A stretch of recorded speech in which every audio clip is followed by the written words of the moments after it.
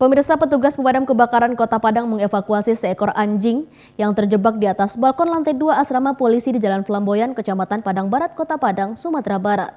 Dari keterangan warga, anjing tersebut sudah berada selama 3 hari di atas balkon tersebut dan tidak berani turun karena takut ketinggian.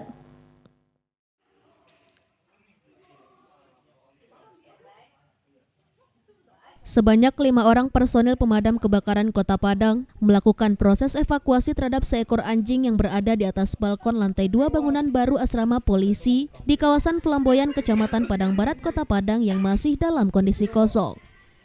Dengan menggunakan peralatan panjat tebing berupa tali, karabiner, dan sebuah papan, serta tongkat yang diikat dengan tali, petugas mengevakuasi anjing tersebut dari atas ketinggian 800 meter secara berhati-hati.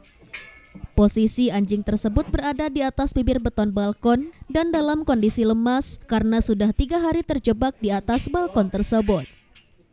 Setelah 30 menit kemudian akhirnya anjing tersebut berhasil dievakuasi oleh petugas dalam kondisi selamat dan tanpa cedera sedikit pun. Selanjutnya anjing tersebut dilepaskan oleh petugas ke tempat asalnya agar bisa kembali ke tempat tuannya. Petugas pun menghimbau agar masyarakat menjaga hewan peliharaannya dengan baik dan tidak lalai.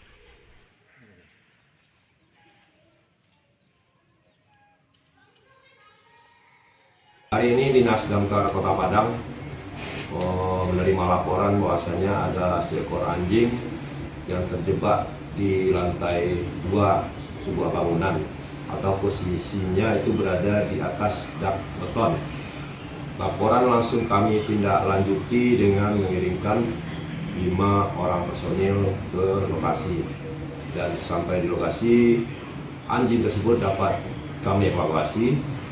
Dan menurut warga atau keterangan warga, bahwasanya anjing tersebut sudah berada di atas dak beton tersebut selama 3 hari.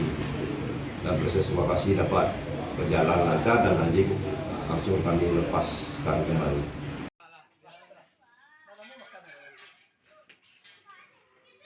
Dari Padang, Sumatera Barat, Budi Sunandar, iNews melaporkan.